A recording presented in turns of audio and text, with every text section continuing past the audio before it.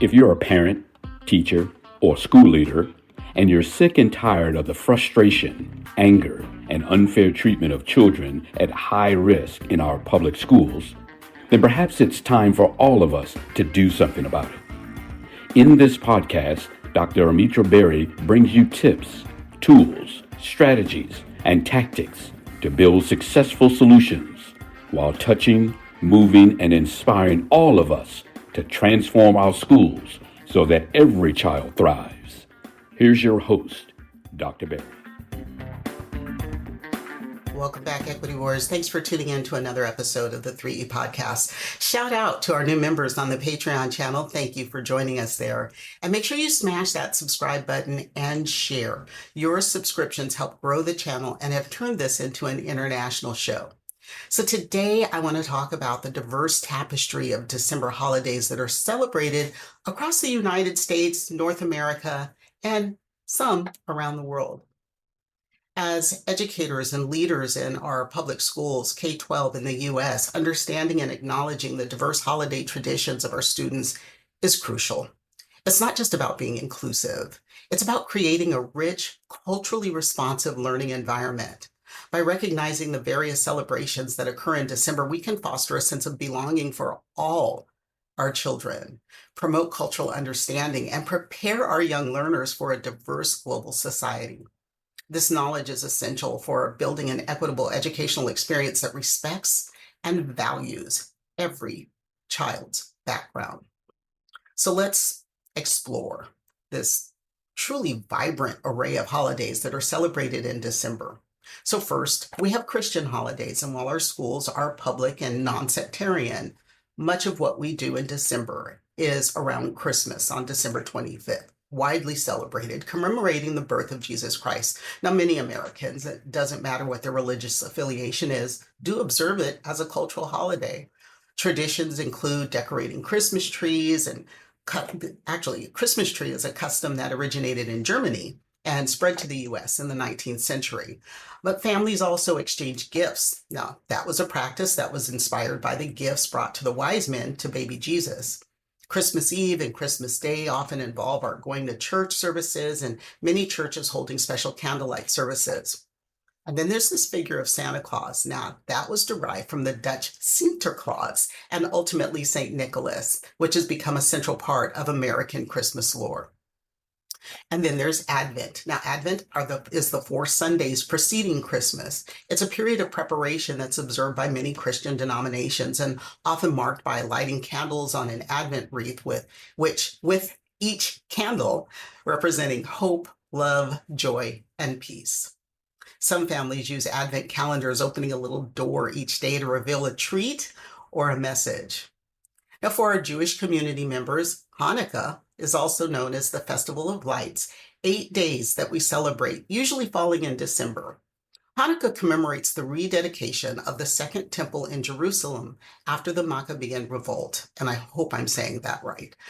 The central ritual involves lighting the menorah, adding 1 candle each night. Families often play dreidel, a spinning top game, and enjoy foods fried in oil like latkes, potato pancakes, and jelly-filled donuts. And I probably will mispronounce this, sufganiyot. I've never been able to do that right. My friends who speak Yiddish have helped me, but I'm not there yet. Now, frankly, I think that foods fried in oil ought to be celebrated and enjoyed every day. But back to Hanukkah.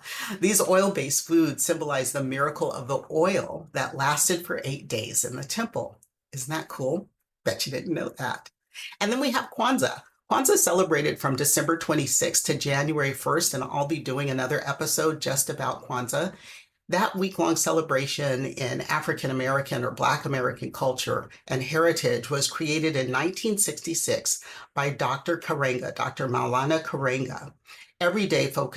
Each day focuses on one of 7 principles. We have umoja, unity, self-determination, collective work and responsibility, cooperative economics, purpose, creativity, and faith. So for each of those days, a family will light a candle on a kinara, a 7-branched candle holder, and often decorate their homes with African art and colorful African cloth or kente cloth. You may have seen me wearing kente cloth. Next up, we have our Buddhist communities, which observe Bodhi Day on December 8th, commemorating when Siddhartha Gautama attained enlightenment and became the Buddha. Now, many Buddhists meditate on this day, often under a fig tree, reminiscent of the Bodhi tree under which Buddha gained enlightenment. Some people decorate their homes with colored lights, symbolizing the many paths to enlightenment. All of these in December have always made me wonder, what is it about December? Well, we have the winter solstice around 21st. Now, winter solstice as a thing is celebrated by a number of groups, including Wiccans and neo-pagans, as Yule. It marks the shortest day and longest night of the year in the Northern Hemisphere. Traditions for winter solstice often include burning a Yule log, decorating with evergreen boughs, and holding an all-night vigil to welcome the return of the sun. Some communities host bonfires and feasts to mark this astronomical event. Some Native American communities have their own solstice celebrations. The Hopi celebrate soil, a 16-day ceremony welcoming protective spirits called kachinas. This involves purification rituals, dancing, and the giving of prayer sticks. The Zuni have the Shalako ceremony, an all-night dance ritual where dancers dress as bird-like kachinas to bless new homes. In the Latino community, Las Posadas is celebrated from December 16th to 24th, 9 days. This celebration reenacts Mary and Joseph's search for lodging in Bethlehem. Each night, a procession goes house to house, singing and asking for shelter, culminating in a party when shelter is finally given. And last but not least, let's not forget secular observances like New Year's Eve on December 31st. While not tied to any specific religion, it is marked by parties and fireworks across the country, around the world, really. And if you've ever been flying on New Year's Eve, it's really kind of cool. Most famous celebration in the US is a ball drop in Times Square, New York City, a tradition that dates back to 1907. This diversity of celebrations reflects the multilingual culture, the nature of the United States, and it's crucial, especially in times like now, that we as educators recognize and honor these various traditions in our classrooms and our schools. So, how do you do that? I know we're living in difficult times, this year especially. What do you do about winter holidays in your classroom? So I want to give you 3 strategies you can implement to create an inclusive environment during the holiday season. 1, create a multicultural calendar. Develop a classroom or school-wide calendar that highlights all the various cultural and religious observances throughout the year. This visual representation can spark discussions and promote awareness. And speaking of calendars, I've got exciting news for you. There is a free downloadable calendar available on my Patreon channel at patreon.com/3epodcast. And it's not just a calendar. My space there, Patreon, is a safe space for sharing what you do in your classrooms. And so I encourage you all to check it out and contribute your ideas. Let's share in a safe space.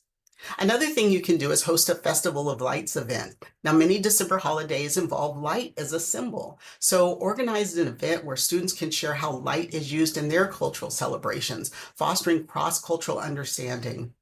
This could include displays of menorahs, Christmas lights, Diwali lamps, and solstice candles. Lots that you can do, even just in your own classroom. Or how about a Holiday Around the World project, assigning students to research and present on different holiday traditions from around the world. And this will not only educate your learners about diverse cultures, but also allow those from minority backgrounds who don't get the grand attention of Christmas to share their own traditions. Encourage your learners to bring in photos, artifacts, or even traditional foods when it's okay in your school system, because I know sharing food is also a bit of a challenge as well. But if you can share with the classroom, even if it's just pictures of the foods and to talk about them, that's a cool thing you can do. I challenge you, equity warriors, to implement at least one of these strategies in your classroom or school this December. Share your experiences and ideas on our social media platforms and on the Patreon calendar thread. Let's create a community of educators committed to cultural inclusivity. Remember, change starts with us in our classrooms, in our schools, in our spaces.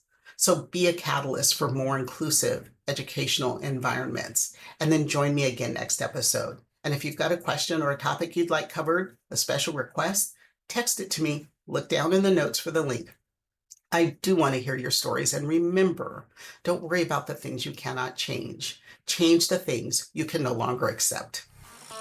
And that's a wrap for today's episode of the 3E Podcast. Now, here's how you can make a real difference. First, smash that subscribe button. It's free. It's easy. Just do it.